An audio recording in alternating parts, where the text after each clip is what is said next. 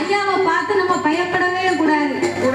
மாயாண்டிய பார்த்து பயப்படாம ஓடாம ஐயாவை நின்று சாமியை கும்பிட்டு காலில் விழுந்து கும்பிட்டு வந்தோம்னா ஐயா நம்மள ஒண்ணுமே செய்ய மாட்டார். அதனால என்னைக்கும் மட்டும் பயப்பட மட்டும் கூடாது. தெய்வம் நம்மள என்ன செய்ய போகுது? தெய்வம் நமக்கு காவலத்தான் நிற்கும், ஒரு நாளும் கொல்லாது. தெய்வம் வந்து நம்மளை காக்கக்கூடிய தெய்வம். கொல்லதுக்கு சட்டம் கிடையாது.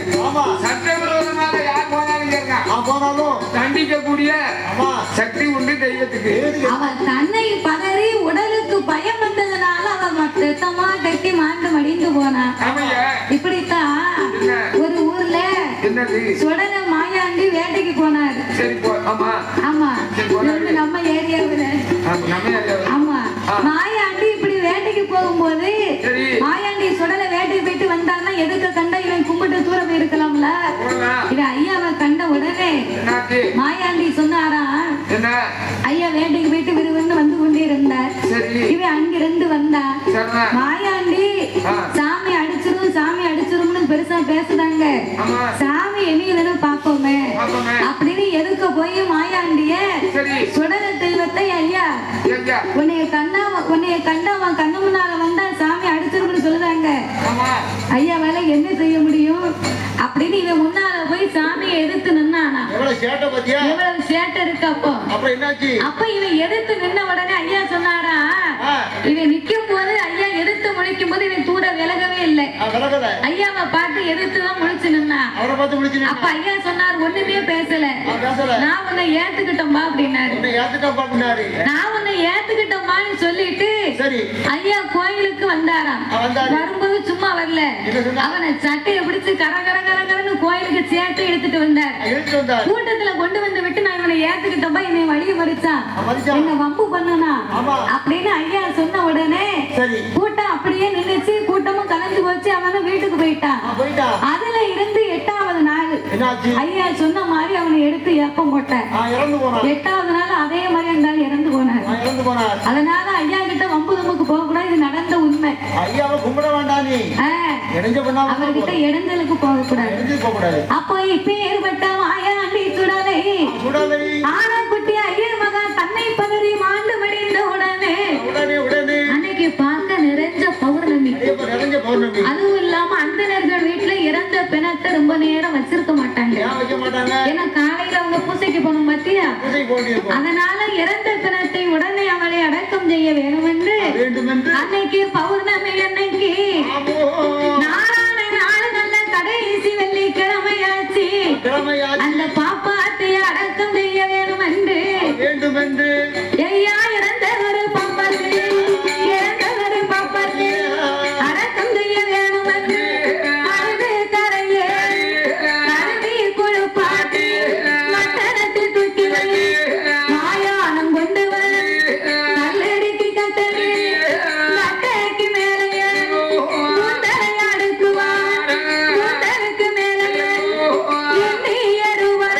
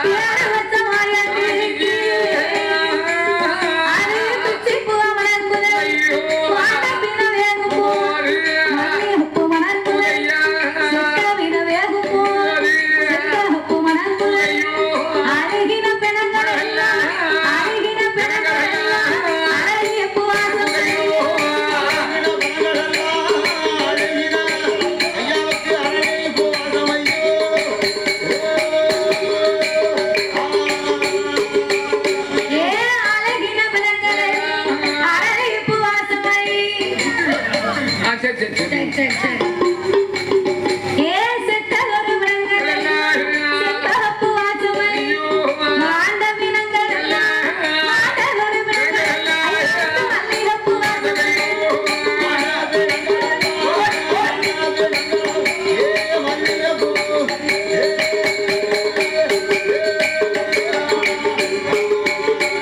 மாயான கரையிலும் பாப்பாத்தி தட்டையிலே பிறவிருந்து வேக வேக ஐயாவுக்கு பிச்சி பூவா மணக்கு செத்தவின வேகும் போது செம்பக பூவா மணக்கு அழுகின பிற வேகும் போது ஐயாவுக்கு அரளி பூவா மணக்கு நமக்கு சமவாட சாமி சுடலைக்கு அது சந்தன வாடை நமக்கு பிணவாடம் மாயாண்டிக்கு அது பிச்சி பூவாடை அப்ப பிற இருந்து வேக வேக மாயாண்டிக்கு வாசனை மூக்க துளைக்கி இப்பொழுதே நாமல் மாயாடம் சென்று மாண்ட பிணத்து தின்ன மணிக்குடலை வைக்கணும் என்று அவர் எங்கே வருகின்றார் தெரியுமா ஏ மாயான வாராரே மாயான வாராரே மாயாண்டி சுடராய் இடத்தை சுத்தி வரட்டும் பணத்தை சுத்தி இடட்டும் வலது காலம் தூக்கி இடது காலம் மண்டி போல் மூத்தத்தை இழுக்காரே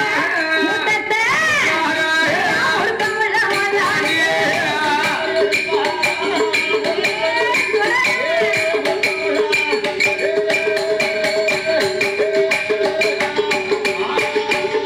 ஏ மூத்தத்தை இழுக்காரே மூக்கமுள்ள மாயாண்டி மாமாடு வேகும் முன்னே தலமாட்டை இழுப்பார் தலமாடு வேகும் முன்னே தலமாடு காமாட்டை இழுப்பார்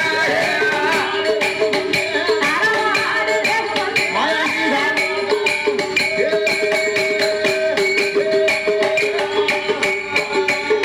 ஏ தலமாடு வேகும் முன்னே காமாட்டை இழுப்பார் செந்துடல மாயாண்டி மந்த ஒட்ட புடுங்குவார் மாவு போல திம்பார் கையெழும்ப முடிக்கார் கரும்பு போல கடிக்கார் ஈரப்பழ தாமரக்கார் ஈரப்பழ தாமரக்கார் எடுத்தியப்ப போடுவார் ஈரப்பழ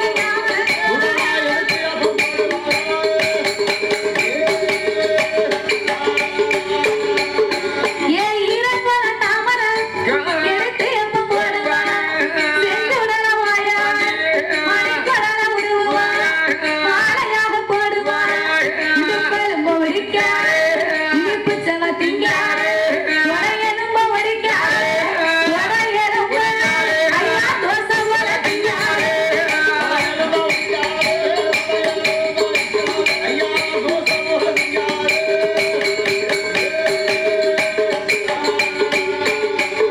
ஏ முட்டுக்கார ஒடிக்கார் முத்தவள மாயாண்டி முத்து போல திங்கார் பரண்ட கால ஒடிக்கார் பருப்பு போல கடிக்கார் செந்துடல மாயாண்டி பிச்சி பிச்சி தும்பார் பிச்சி பிச்சி தொடர பேய்களுக்கு வீசுவார்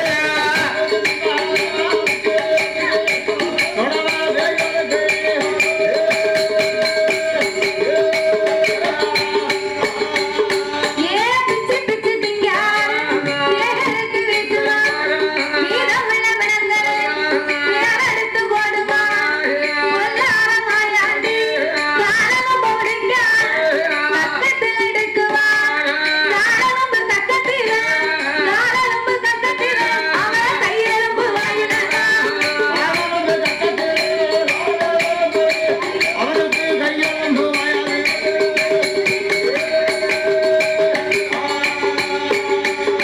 ஏ காலமும் கக்கத்தில் கையெலும்பு வாயினார் காலை ஒடிச்சு ஐயா கக்கத்துல வச்சிருக்காரு கையெலும்பு இருக்குமாறு கையெலும்பு ஒடிச்சு பாதி வாயில வச்சு அத ஒரு கடி இத ஒரு கடி மணிக்குடல உருவி மாயாண்டி மாலையா போட்டார் ஈரப்புல தாமரக்காய் எடுத்து எப்பம் போட்டார் மண்ட ஓட்ட பிடுங்கி மாயாண்டி மாவா திரட்டி உருட்டி சாப்பிட்டார் அடேங்கப்பா ஐயாவுக்கு பிணத்தை பார்த்த உடனே வயிறு வசியில ஐயா பிச்சு பிச்சு பிச்சு திங்காரு பிச்சு பிச்சு தின்னார் பேகெடுத்து வீசினார் மீதமுள்ள பிணத்தை மேல வாரி போடுறாரு ஊமும் ரத்தமும் சதையுமா ஐயா மேலே சத சத சதன்னு நான் கேட்க குடல அள்ளி போட்டுக்காரு சலசல எனக்கு மாயாண்டி பிச்சு பிச்சு தின்னாரு மீத உள்ள எலும்ப பேர்களுக்கு இந்த உனக்கு கையெலும்பு இந்த உனக்கு காலெலும்பு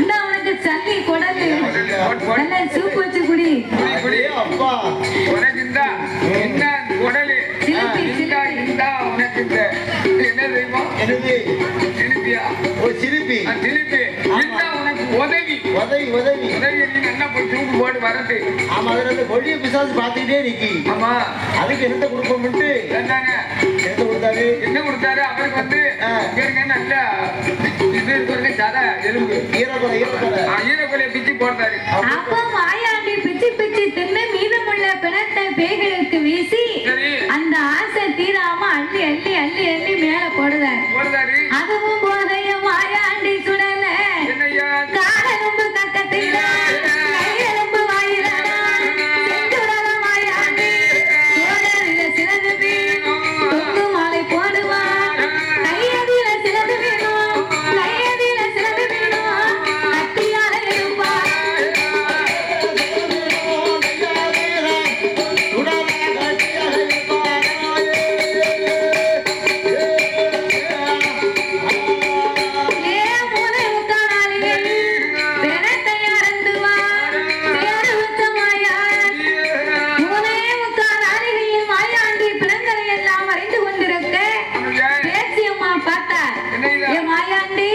உனக்கு சாப்பிடவே தெரியல இந்த அம்மா உனக்கு நான் எடுத்து தரேன் அப்படின்னு என் தாயான பேச்சு அம்மா பிணத்துக்கு பக்கத்துல வந்தா அவ மாயாண்டி சுடலைக்கு மாயாண்டி சுடலைக்கு மாயான பேச்சியா புலிப்பிள்ளைய பிடுங்குவா புலிப்பிள்ளைய பிடுங்குவா ஆன புடுக்கார மாயாண்டி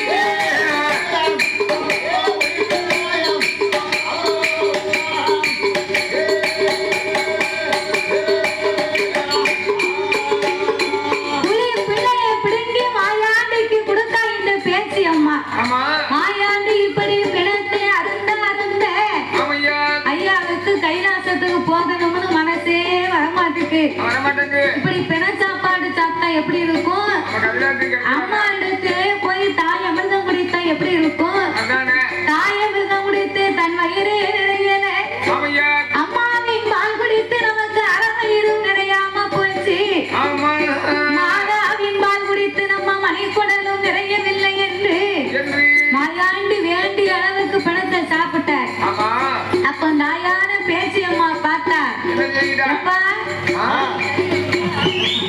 அப்ப என் தாயான பேச்சு அம்மா பார்த்தா என் நேரம் வேற ஆகுது என் மாயாண்டி நீ வந்து உனக்கு 3:45 நாளிகை தான் நேரம் அதுக்குள்ள உங்க அம்மா வந்தான்னா கைலாசத்துல உன்னை தேடுவாடா அதனால நீ இப்பவே கைலாசத்துக்கு போக வேணும் என்று மாயாண்டி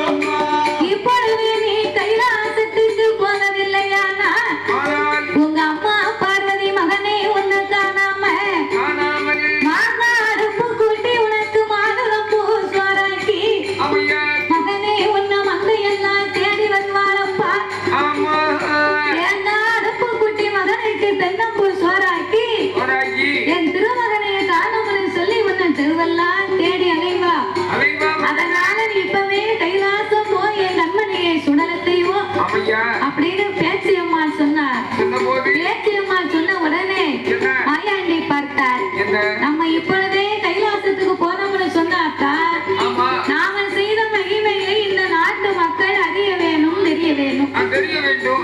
நாம செய்த மகிமையை நாட்டு மக்கள் அறியணும் தெரியணும்னு சொன்னா கைலாசத்திலே அம்மா அப்பா 2 பேருக்கும் முக்கியமா இது தெரியணும். அப்பதான் நமக்கு கொடுக்க வேண்டிய மரியாதையை கொடுப்பாங்க. அதான் அழுத பிள்ளைதான் பால் குடிக்கும்னு சொல்லுவாங்க. தாய் அப்படியே போட்டுருவா. பிள்ளை வீடு வீடு வீடுன்னு அழுதாத்தான் பிள்ளைக்கு வயிறு வசிக்கணும் சொல்லி எடுத்து தாய் அமிர்தம் கொடுப்பார். அதனால நாம செய்த லீலைகள் தெரியணுமானா கைலாசத்துக்கு இந்த பிணத்தை பொட்டணம் போட்டு கொண்டு போகணும். அப்படின்னு மீதமுள்ள பிணத்தை மாயாண்டி பொட்டணமாக கட்டி சென்று வருகிறேன் அம்மா அப்படின்னு பிணத்தை அள்ளி மூட்டையில வச்சாரு. தலையில தூக்கி வச்ச உடனே என்னாச்சு? 3 வடியுது. தண்ணி கொடை அள்ளி கலந்துக்க போட்டாரு. ஆமா ஆமா ஈரமா வந்து நெஞ்சனா பூரா ஈரமா ஆகுது. கையில செல்லணும். ஆமா நம்ம கடமை என்ன ஊன் வடிய வாயால தின்ன வேணும் மாயாண்டிக்கு வயிறு எல்லாம் ஊன் வடிய. கையால எடுத்த வேணும் மாயாண்டிக்கு கடவயிறு எல்லாம் ஊன் வடிய. இப்படி மீதமுள்ள பிணத்தை ஒரு பொட்டணமாகவே கட்டி கொண்டு கைலாசமா மலகிலே கொண்டு வந்து மாணிக்க தொட்டிலே பிண பொட்டணத்தை தலைக்கு வச்சார். மாயாண்டி மாய சுருவத்தை விட்டு மதலையாக சுரூபம் கொண்டு கொடிய சுருவத்தை விட்டு குழந்தையாகவே சுரூபம் கொண்ட மாயாண்டி அம்மா இப்ப வருவா, கொஞ்ச நேரம் கழிச்சு வருவா அப்படின்னு எதிர்பார்த்துக்கிட்டே இருந்தார். போன பார்வதி புருஷனை கண்டா பிள்ளையவே மறந்துட்டா. அப்ப நம்ம அம்மா பார்வதிக்கு நம்ம குரல் வசை கொடுத்தாதான் வந்து நம்மள என்னன்னு கேட்பா. என்று என் மாயாண்டி சுடலை அவர் எப்படி குரல் வசை கொடுத்தா தெரியுமா?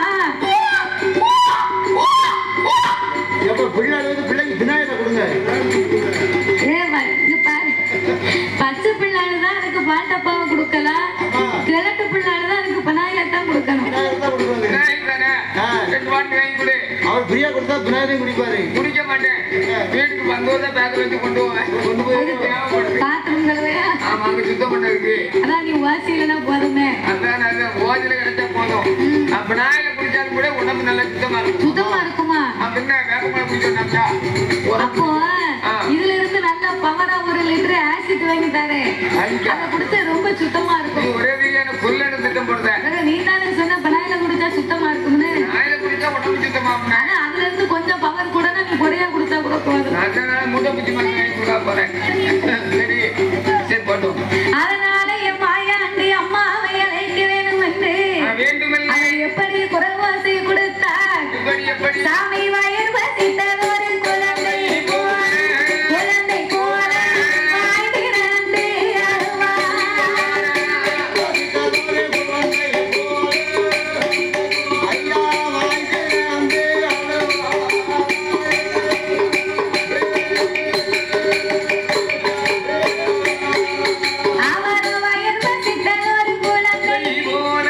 வாய் திறந்து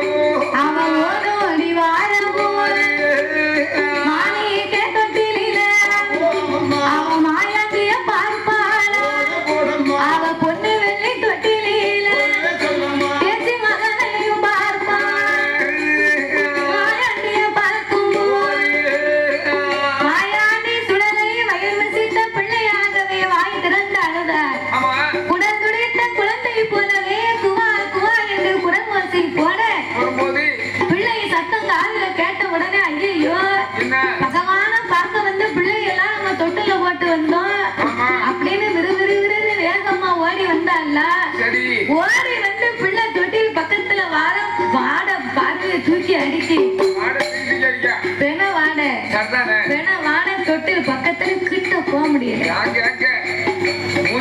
முடியல. மூச்சு பிடிக்க முடியலையா? கிட்ட நிக்க முடியல. கைலாசம் பூரா ஒரே பெண வாட கவுச்ச வாட. பார்வதா தேவியாகப்பட்டவா அப்படியே வந்து மாயாண்டிய தொட்டிலே எட்டி பார்த்த மாயாண்டி கடமா பக்கத்திலே ஊனிருந்து வடியுது. என்ன கைலாசத்துல இப்படி ஒரே பெருவாட அடிக்கி அப்படின்னு உத்து பார்த்தால ஐயா மேல ஒரே சவ வாட. அப்ப மாயாண்டி சுடலைக்கு மேல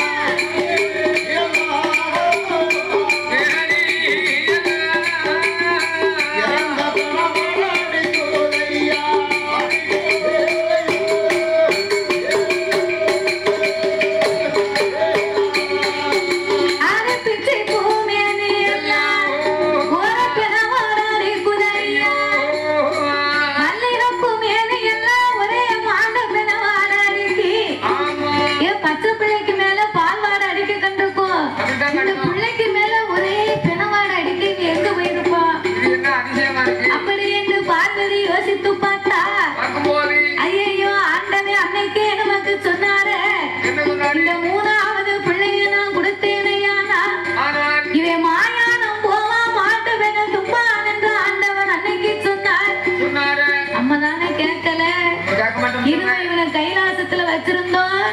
இன்னைக்கு பெணம் கிடைச்சது சாப்பிட்டா நாளைக்கு பெணம் இல்லைன்னா நம்மளையே இவன் அடிச்சு தின்னாலும் தின்றுவா. அதனால இனி இந்த பிள்ளைய நம்ம கைலாசத்துல வச்சிருக்க கூடாது. அப்படி என்று ஆண்டவன் பக்கத்தில் வந்து அந்த பார்வதா தேவியானவா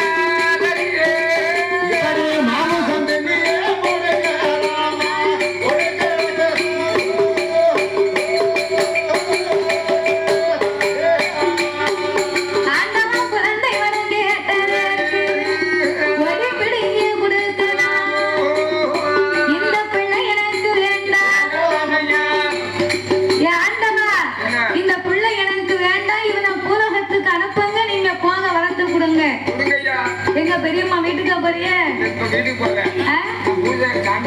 சாமினோ எவ்வளவு நேரம் இருக்கு இப்பவே வீட்டுக்கு போறிய அதானே மில்லு முடியறதுக்கு முன்னால யாரும் வீட்டுக்கு போவதுங்க உறக்க வருமா உறக்கம் வர்றதுக்கு கோயில ஏற்கனவே போராட்டம் போட்டிருக்காங்க பிறகு புரட்டா புரட்டா அதை சாப்பிடும்னா எவ்வளவு போராட்டமா இருக்கு சமைச்சு இறக்கம்னா 1 மணி நேரம் ஆகுது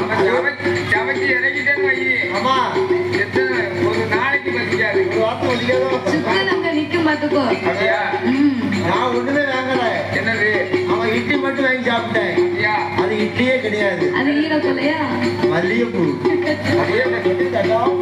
அப்ப 2 தலையில வச்சுக்க ஆமா இட்லி போடாம தெரிஞ்சிருந்துச்சுன்னா என் பொண்டாட்டி நான் கூப்பிட்டு வந்திருப்பேன் அவன் இருக்கு இட்லினா அவன் சாப்பிடுவா இந்த வாசியில சாப்பிடுவா ஆமா குருமே அந்த குருப்பு தானையா போய் யார் சாப்பிடுக்கா ஒரு கிலோ அரிசி 90 ரூபா இருக்கு 1 கிலோ அரிசி 100 ரூபா 150 ரூபா விக்கி பிறகு என்ன செய்வது? என் மோதிரத்தை கழிச்சு அவன் கையிலே போட்டுருவேன். எதுக்கு மாஸ்டரை பார்த்தாவா இந்த துருப்பிடிச்ச மோதிரத்தை நீ உடனே எனக்கு எதை இருந்தாலும் மாதிரி சங்கிலியை போட்டா அப்படிங்க. நான் முந்தானம் தான் வாங்கினேன் கடையில. என்ன போட்டு நயன் ஒன் சிக்கு இல்ல தாத்தா 916 அதை வாங்கிருக்க. நீ அதை கவனிக்கீங்க. நீ இப்ப சொன்ன பாத்தியா சமையல் மாஸ்டர் கண்டா என் மோதிரத்தை கழட்டி போட்டுருவேன் பாரு. இந்த துருப்பிடிச்ச மோதிரத்தை கழட்டி கொடுத்தேன்னு வையி அதுவும் அவர் இடது கையில போட்டிருக்காரு. அவர் போட்டாருன்னா புண்ணு வந்துடாது. இது வந்து கிராம் வந்து கொஞ்சம் 2 கிராம் தான். ஆமா நீ அத முக்கி 3 மாசம் ஆகுது. மோதிரத்துல கொடுக்க வேண்டாம். தவசுக்குள்ள அண்ணாச்சி கை பக்குவம் வந்து நம்ம தூக்கத்துல கூட கையை நக்குவோம். அப்ப நீ உங்க மோதிரத்தை கலப்பிடுவேன். இது வந்து என் கொழுந்தியா கொடுத்தது. நான் யாரும் கொடுக்க மாட்டேன். கொழுந்தியா தெளிவா கொடுத்தது. ஒரு நேரத்துல 300 ரூபாய்க்கு வாங்கினது. ஆமா 35 வருஷம். 1 கிராம் 300 ரூபாய்க்கு வாங்கின காலமா இன்னைக்கு வந்து 70,000. இப்ப 7,000 ரூபாய் இருக்கு ஒரு கிராம். ஆமா 35 வருஷத்துக்கு முன்னாடி என் கொழுந்தியா எனக்கு கொடுத்த அந்த மோதிரம் போட்டாலும் ஆமா அவன் எவமா வச்சிருக்கேன். கட்டி கொடுத்த ஆட வச்சிருப்பேன். அதனால யாரும் வெல்ல முடியாதுக்கு முன்னால வீட்டுக்கு போவாதுங்க. இட்லியை சாப்பிட்டதுக்கு எல்லாருக்கும் தூக்கம் வருதுன்னு நினைக்கேன். அதை மீறி யாரும் வீட்டுக்கு போறீங்க முக்குல முனி நிக்கி ஏய் பிடிச்சா விட்டுரும். முனி பிடிச்சா சாமானியமா விடாது. அதுவும் என் கூட வந்த முனி. நானே பெரிய முனி. என் கூட வந்த சடா முனி. தென்காசில இருந்து வரும்போதே கார்ல கூட்டு வந்திருக்கேன். என் சட்டம் எப்ப கேட்காம இருக்கும் அதுக்கு பிறகு யார் வந்தாலும் விட்டுரு. அதுக்கு முன்னால யார் வந்தாலும் விட்டுறாத பிடிச்சுக்கோ. நீ பிடிச்சனா மறுபடியும் கோயில்ல வந்து 5000 திருநீர் போட்ட பிறகுதான் நீ வெளியே போகணும்னு சொல்லியிருக்கேன். அதனால வீட்டுக்கு போனாலும் நீங்க மறுபடியும் இங்கத்தான் வரணும். அதை மீறி யாராவது வீட்டுக்கு போனா உங்களுக்கு சொன்னதுக்கு பிறகு நீங்க யாராவது வீட்டுக்கு போனீங்க வீட்டுல போய் தூங்கத்தானே செய்யணும். நைட்டு வேற வேலை இல்ல. அதனால தூங்கும் போது உங்களுக்கு கண்ணு தெரியாது. அதையும் பாத்துக்கங்க. ஏன் கண்ணை மூடுனா இருட்டாத்தனையா இருக்கும். கவனமா கேட்டாதான் சிரிப்பாங்க. இல்லன்னா கல்ல கொண்டு எறிவாங்க. என்ன கால கண்ணு தெரியாம போட்டோம்ங்க.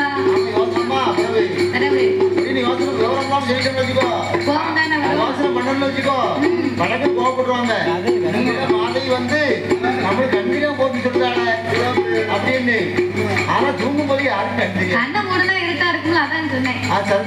அப்ப இந்த ஆதி கையிலே என் அப்பனாகிய மாயாண்டி சுடலை மாயாண்டிக்கு மேல ஒரே மாண்ட பிணவாட அடுக்கி செந்தரப்பு மேனி எல்லாம் ஒரே செத்த பிணவாட அடிக்கி ஆண்டவா இந்த பிள்ளையே எனக்கு வேண்டாம். இவனை பூலகத்துக்கு அனுப்புங்க.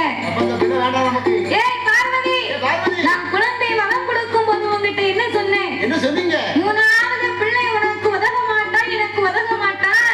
இவன் கட்டுக்கு அடங்க மாட்டான் கையில இருக்க மாட்டான்னு சொன்னேன். 3வது பிள்ளை வேண்டாம் வேண்டாம்னு எவ்வளவோ சொன்னேன். ஒரு நிமிஷம் இருக்க முடியா? என் வார்த்தையை நீ கேட்டியா? ஒரு நிமிஷம் இருக்க முடியா? அன்னைக்கு கேட்டாலாம் இன்னைக்கு கேட்பேன். அதனால எப்ப இருவட்ட பிள்ளையை இனிமே என்னால ஒண்ணும் செய்ய முடியாது. முடியாது ஆண்டவா நீங்க அப்படி எல்லாம் சொல்லாதங்க. அவனை பார்த்தாலே எனக்கு பயமா இருக்கு. இன்னைக்கு பணத்தை சாப்பிட்டா நாளைக்கு நம்மளே அடிச்சு தின்றுவான் போலுக்கு. அதனால இப்ப இருவட்ட பிள்ளை இனி எனக்கு வேண்டாம். அவன் சைவ கைலாசத்திலே அசைவத்தை கலந்து விட்டான். மாணிக்க கையிலே மாமிசத்தை கலந்து விட்டான் அல்லவா என்று பார்வதாவை எடுத்து சொல்ல சரி இவங்க என்ன செய்ய பூலகத்துக்கு தான் அனுப்பணும். நல்ல பிள்ளையா இருந்தா 10 ரூபாயை கொடுத்து பக்கத்துல இருப்பான்னு சொல்லலாம். சேட்டு பண்ணத பிள்ளைய எப்படி கூட விரட்டணும் தான் வழிய பார்க்கணும் அப்படின்னு சொல்லி ஆண்டவன் தொட்டிலுக்கு பக்கத்திலே ஓடோடி வந்து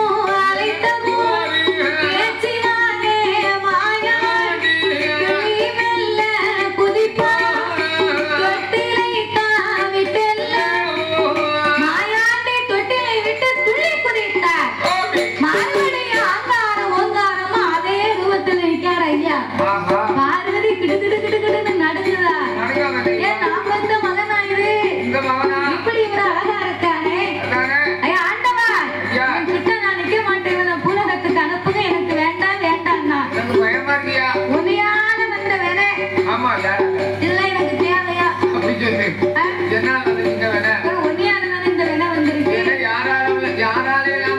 நான் பிள்ளையவே தரமாட்டேன் எனக்கு கண்டிப்பா வேணும்னு பிடிவாதமா வாங்கி இப்ப மாணிக்க கையிலே ஒரே மாமிச வாடடி இவங்க பூலோகத்துக்கு அனுப்பணும் நான் இவன் என்னமெல்லாம் கேட்க போறான்னு தெரியலையே எந்த மாயாண்டி சுடலையே எப்ப வாடா எப்ப பாலகனே வார்த்தை வந்து சொல்லைக்கிறேன் அப்பா நீ மாணிக்க கையில மாணிக்க கையில மாமிசத்தை கலந்தனால் மகனை நீ இடமும் இல்லை பொண்ணு வெளி கையில இளவார கலந்தனால் இனி உனக்கு இடமும் இல்லை நீ பூலோகம் போறையா பூலோகம் தன்னடியில மாயான கரை உண்டு அங்கே மானிடர்கள் ரொம்ப உண்டு அப்பா நீ வேணும் இந்த பிணங்களெல்லாம் விருப்பமோடு சாப்பிடலாம் அப்பா நீ விருப்பமோடு சாப்பிடலாம்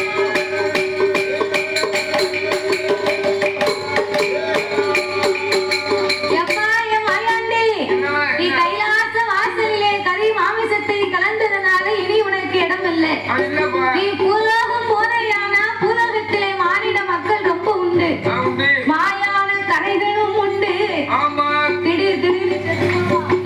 நீ வயர் வசித்த நேரத்துல வேணுங்க பணத்தை விருப்பமோடு சாப்பிடலாம் போயிட்டு வாடா வெந்ததை சாப்பிடலாம் வேகாததை சாப்பிடலாம் அழுகுனதை சாப்பிடலாம் அப்படின்னு உடனே மாயாண்டி சொன்னாரு எப்பா உங்களுக்கு பிள்ளை வேணுங்க நேரம் என்ன பிறவி செய்வீங்க நான் வேண்டாமுங்க நேரம் என்ன போக சொல்வீங்க என்னங்க கொடுத்தா வச்சிருக்கு இல்ல இதைய பார்க்கும்போது எப்படி தெரியுது எனக்கு பார்க்கும்போது கிறுக்க மாட்டேங்கும் பூலோகம் போகணும் நான் முகலாம் வரணும் இப்படியே போனா யார் என்ன மதிப்பா எப்படிதான் போடுங்க இப்படியே போனா மனிதர்கள் என்ன பார்த்து மதிக்க மாட்டான் மனுஷே வெறும் நீசே அவன் ஆளறிவை கொண்டு நான் அரசாண்ட பூமியிலே வாழணும்னு சொன்னா கைலாசத்திலே எனக்கு நீங்க ஓட்டு போட்டு கொடை கொடுக்க வேண்டும் எத்தனை கொடைதான் வேணும் கொடையா என்கிட்ட கேளுங்க உடனே கடையில் போய் வெளியேந்துதானம்ல பட்டன் கூட வேணுமா சரி இல்ல சாதா கூட வேணுமா இல்ல கவுட்ட கம்பு கூட வேணுமா எந்த கூட கருப்பு கொடை உங்க கிணறுக்கு வேண்டி கொடு அந்த கொடையை யாரையா கேட்டா பட்டன் கூட வாங்கி தர பட்டன் கொடையா போறோம்யா ஐயா வாசல்ல எப்படி கோவில் கூட புரட்டாசி மாசம் நடக்கு அத மாதிரி மாயாண்டி சுடலைக்கு எட்டோடு எட்டு நாளா கைலாசத்துல ஊட்டு போட்டு கொடுக்கணும் திருவிழா நடக்கணும்னு சொன்னா என்கிட்ட இடக்கு முடமா பேசிக்கிட்டு இருக்கேன் என்கிட்ட இடக்கு முடக்கா பேசாத மகனா நீ என்கிட்ட இந்த அமட்டெல்லாம் என்கிட்ட வச்சுக்கிட்டாத நீ பிறந்தவைய மகனே நீ ரெட்டங்க மகனே எனக்கு பிறந்த பையனி நேத்து பிறந்த நேத்து பெஞ்ச மழையில முளைச்ச காளானி என்கிட்டே நீ ரேட்டையை காமிச்சியோ என்ன மிரட்டுவியோ நீ எல்லாரும் சொல்லிக்கிட்டு இருக்காங்க உன்னை பத்தியெல்லாம் எனக்கு தெரியுண்டா நீ மத்த பிள்ளைகள மாதிரி என்ன மேலகில நினைக்காத என்கிட்ட வம்பு வச்சுக்கிட்ட நீ இப்படியே அமட்டிக்கிட்டு நீ என்ன இப்படியே பயன்படுத்திக்கிட்டு இருக்கேன்னா சரி இருக்கு கைலாசத்தை விட்டு நான் பூலோகத்துக்கு போகணுமானா எனக்கு கைலாசத்திலே பெரிய ஊட்டு போட்டு கொடை போட்டு கொடுக்கணும் என் மாயாண்டி நான் கைலாசத்துல எத்தனையோ தெய்வங்கள் பிறந்திருக்கு நான் எத்தனையோ தெய்வத்துக்கு வரம் கொடுத்து பூலோகத்துக்கு அனுப்பியிருக்கேன் ஆனா எந்த தெய்வமும் எனக்கு ஊட்டு வேணும் கொடை வேணும்னு என்கிட்ட கேட்கலப்பா நீ புதுசா இப்படி ஒரு ஊட்டு போட்டு கொடை கொடுக்கணும்னா அப்பாவுக்கு என்னடா தெரியும் உனக்கு எப்பேற்பட்ட ஊட்டு வேணும் கேளு அப்பா நான் போட்டு தாரேன்டா உனக்கு வேணும் தாரை பூலோகத்துக்கு போயிட்டு வாமா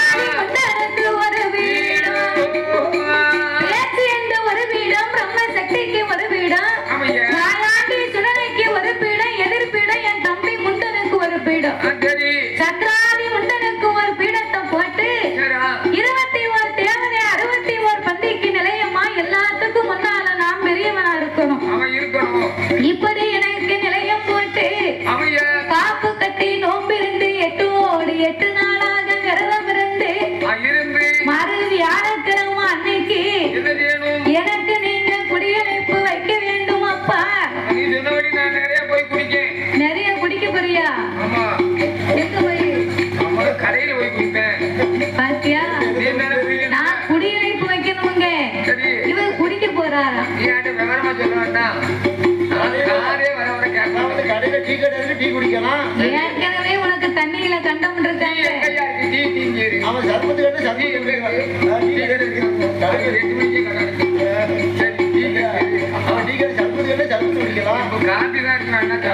அப்புறம் வந்து பிராந்தி கடைக்கு போனோம்னா பிராந்தி குடிக்கலாம்.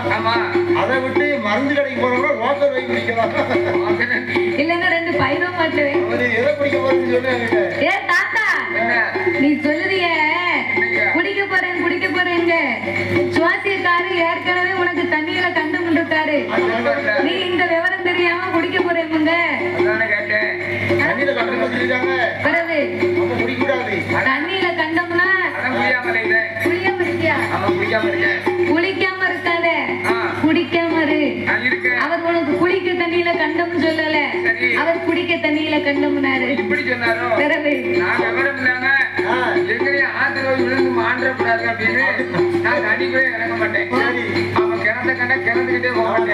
இறங்காம 3 மாசம் குடிக்காம இருக்காரு. அப்ப செக்கப் தான் கூட்டு போனாங்க. நல்ல டாக்டர் பாருங்க. இல்ல 3 மாசம் குடிக்காம இருக்காரு. அதான் நல்ல டாக்டர். ஏ தாத்தா, அந்த குடியழைப்பு இல்ல, குடியழைப்புன்னு சொன்னா சொந்த பந்தங்கள் உற்றார் உறவினர்களை கோயில் குடைக்கு வாங்க, திருவிழாக்கு வாங்க அப்படின்னு சொந்த பந்தங்களை எல்லாம் விருந்துக்கு அழைக்கிறோம் பாத்தியா? அதுக்கு பேர் தான் குடியில் உள்ள மக்களை அழைப்பதற்கு பேர் தான் குடியழைப்பு. முதல்ல இப்படி குடிமக்களை அழைக்கப்படும் சொன்னா அது விவரம் தெரியுது நினைச்சு உனக்கு அவ்வளவு விவரம் தெரிஞ்சு இப்படி இருக்கேன். அதானே கேட்டேன். குடி மக்களை அழைக்கணுமானா கைலாசத்தில் இருக்கக்கூடிய அத்தனை பேர்களுக்கு அறிக்கை கொடுத்து மாயாண்டிக்கு கொடைகளான்னு சொல்லி வியாழக்கிழமை அன்னைக்கு குடியழைப்பு நடத்தணும். குடியழைப்பு அன்னைக்கு என் தாய்மாமனாகிய கோபால கண்ணனை புலவராக வந்து வில் படிக்கணும். வில் படிக்கணும்னு சொன்னா என்னுடைய திருப்புகழை அவர் எடுத்து சொல்லணும்.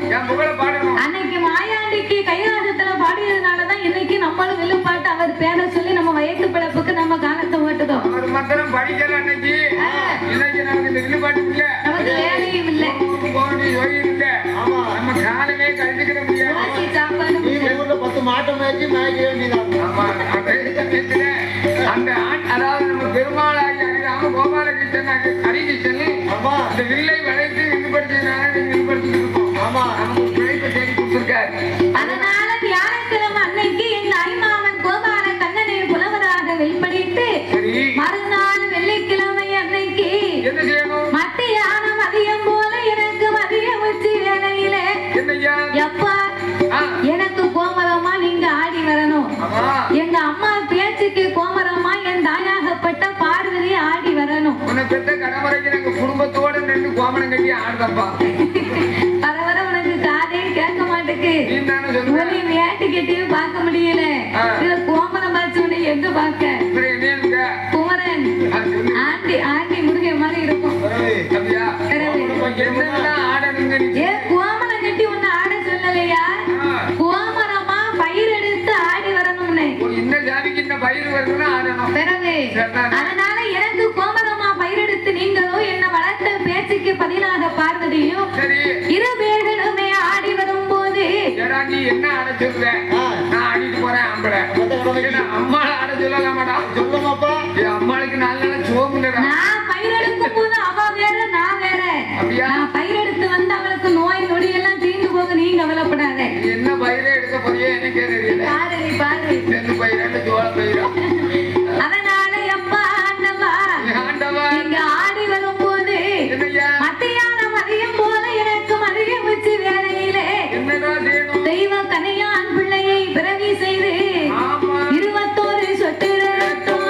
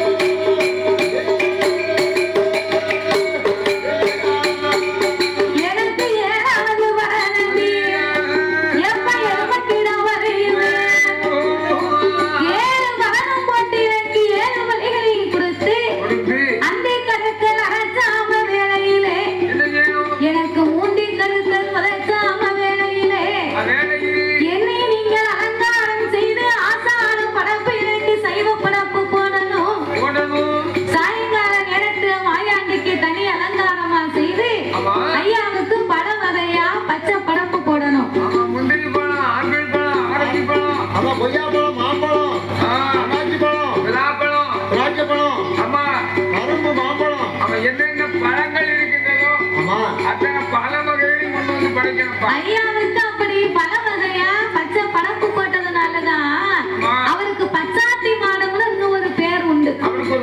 அப்ப இப்படி பல வகையா எனக்கு பச்சை படப்பு போட்டு எனக்கு தீப ஆராதனை காட்டி இரவு நேரத்திலே எனக்கு சாமம் நடுச்சாமம் நள்ளிரவு 11 மணிக்குள்ள நான் காட்டுக்கு வேட்டைக்கு போகணும். காட்டுக்கு நான் வேட்டைக்கு போகிறதுக்கு முன்னால எனக்கு படப்பு ஏற்பாடு ரெடியா இருக்கணும். எனக்கு எப்பேற்பட்ட படப்பு வேணும் தெரியுமா? ஒரு கோட்டை அரிசி போஞ்சி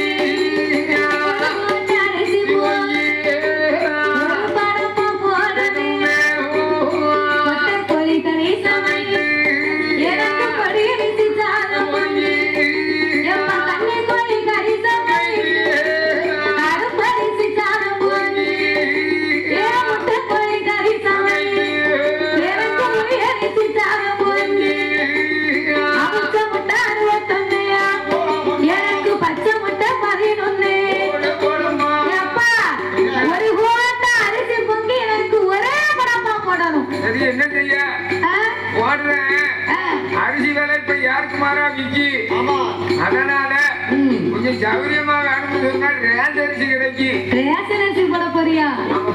ரேஷன் அரிசி உன் பேத்திய வயசுக்கு வந்த அன்னைக்கு அவிச்சு தட்டு. எனக்கு நல்ல பொடி அரிசியா ஈக்கி சம்பா அரிசியா கொண்டு வந்து மலையா எனக்கு சோறு பொங்கி தட்டணும். பெத்த கடமுறைக்கு நான் எங்கேயும் போய் காண வாங்கி எப்பா எனக்கு எடுக்க மாதிரி என் தம்பி முண்டை அவனுக்கு மூணையா அப்படி அரிசி தனியா அவனுக்கு படப்பு போடணும். சத்ராதி முண்டத்துக்கா முண்டசாமிக்கு வந்து தனியருக்கு பாப்பா சொல்லுவேன். நீங்க 2 பேரும் அண்ணன் தம்பி தானே? இல்ல இல்ல இல்ல ஒரு கோட்டை அரிசியில உங்க சொத்துல 2 பேரும் பதியா பங்கு வச்சுக்கணும். பாதியெல்லாம் பங்கு வைக்க முடியாது. அண்ணனா இருந்தாலும் தம்பியா இருந்தாலும் தாயும் பிள்ளையுமா இருந்தாலும் வாய் வயிறு வேற தானப்பா. எனக்கு பசிச்சா நான் தான் சாப்பிடுவேன், உனக்கு பசிச்சா நீ தான் சாப்பிடணும். அதனால என் சாப்பாட்டுல ஒரு பருத்த அரிசி அங்க போக கூடாது. மகனே அவுந்து சாப்பிட்டா பசி தீரும்.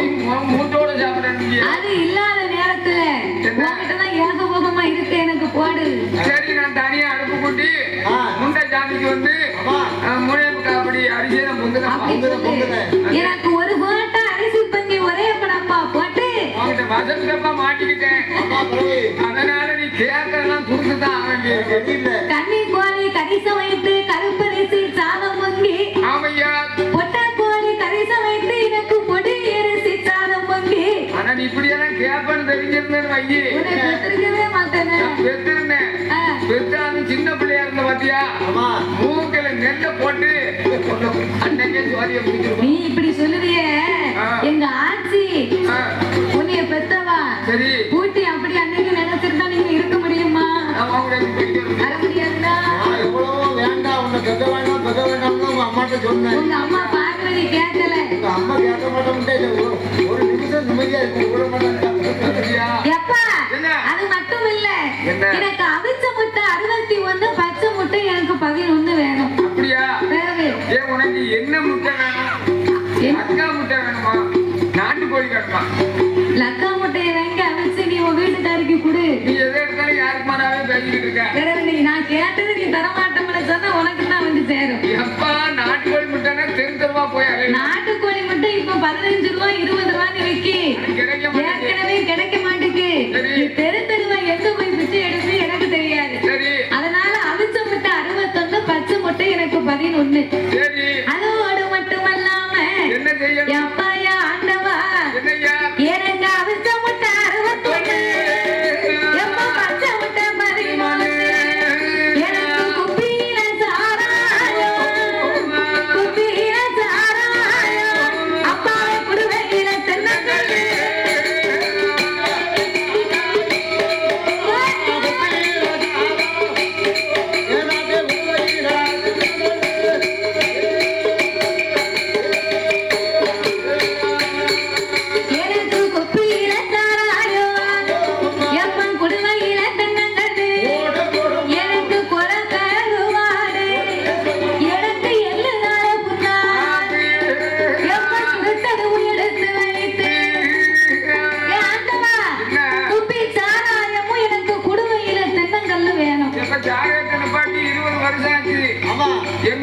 யாரையும் வாங்க முடியாது. அப்படியா தெரிஞ்சு தெரியாம வாங்கணும்னு சொன்னா ஐயா நம்ம தமிழ்நாட்டு போலீஸ்கார ஐயா வந்து என் கையில விலங்கு போட்டுருவாங்க. உனக்கு எப்படி ஜமான் இருக்கு சொல்லு. நீ உள்ள போனேன்னா எனக்கு சாப்பாடு கிடைக்காது. அதனால நீ அப்படியெல்லாம் போய் கஷ்டப்பட வேண்டாம். சரி. சாராயம் கல்லு கிடைக்கலைன்னா நீ வேற என்ன வாங்கி வைக்க போற? கல்லு கூட கிடைக்கும்.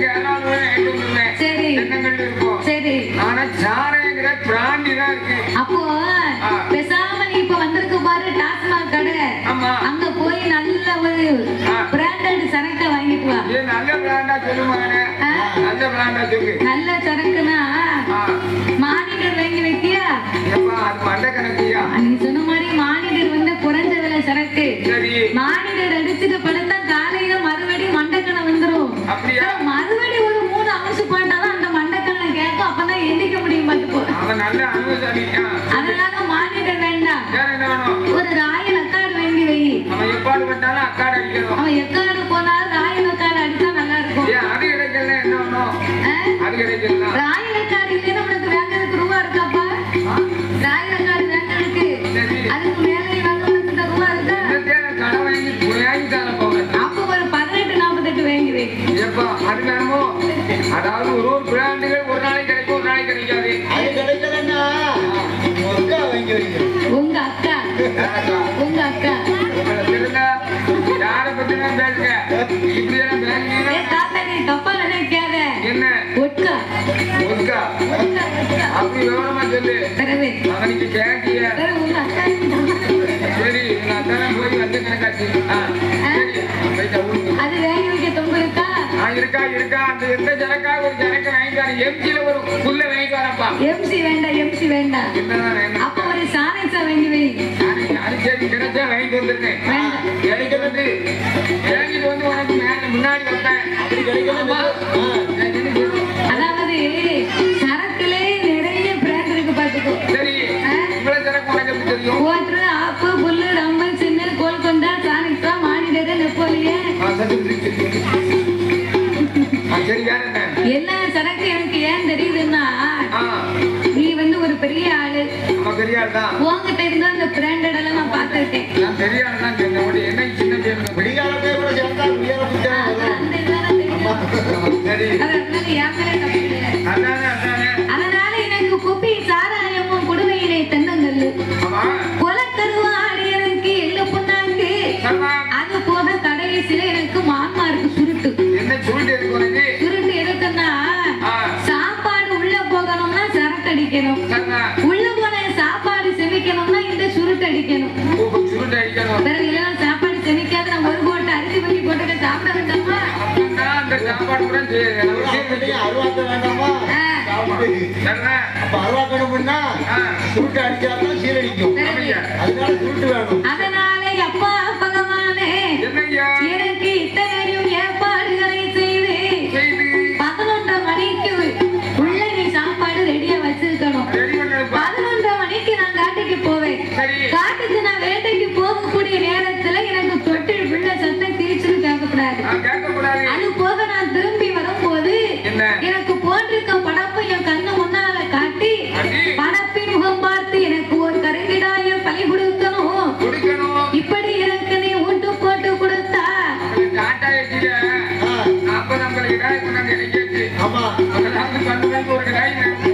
இந்த குடத்துக்காரு இந்த சமையல் பண்ணவங்க எல்லாம் ஒரு கறி வெட்டக்கூடிய கட்டையை தூக்கிட்டு போனாங்க. அவர் பின்னால சொல்லுதாரு உடுக்காரு நாளைக்கு விடியாக்கால கறி சாப்பிட்டா ஊருக்கு போனோம்காரு. அந்த கறி வெட்டத கட்டையை பார்த்த உடனே 1000 ரூபாய். அதனால நாளைக்கு கறி சாப்பாடு மட்டன் சாப்பாடு 2 வாட்டி சாப்பிட்டு வீட்டுக்கு போகணும். வாங்கி போடுறீங்களா? ஆமா வாங்கி போடுறீங்களா? வாங்கி போடல.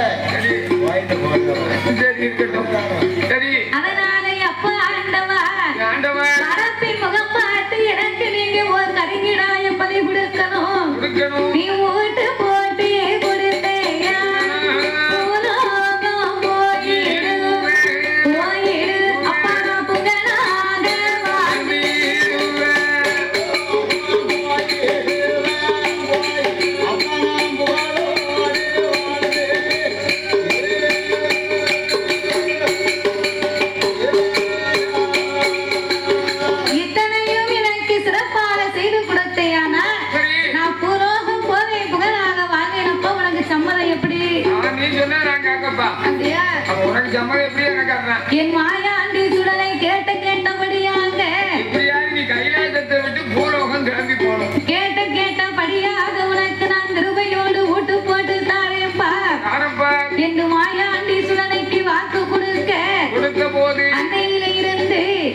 என் மாயாண்டிக்கு எப்படி ஊட்டு போட்டு கொடை கொடுக்கிறார்கள் எப்படி ஐயா சாமி கைலாச வாசலில் கைலாச வாசலில் கனகூர் மகை மாயாண்டிக்கு எட்டாத பீடம் போல் ஏழு கூட மண்ணு வெட்டி எட்டாத பீடம் போல் ஏறி வைத்து மாலை இந்த ஏழு கூட மண்ணு வெட்டி எட்டாத பீடம் ஏறி வைத்து மாலை சாத்தினா மாயாண்டியை இந்த ரூபத்துல பார்க்கணும்னா ஆறுமுகமங்கலத்துக்கு போனோம்.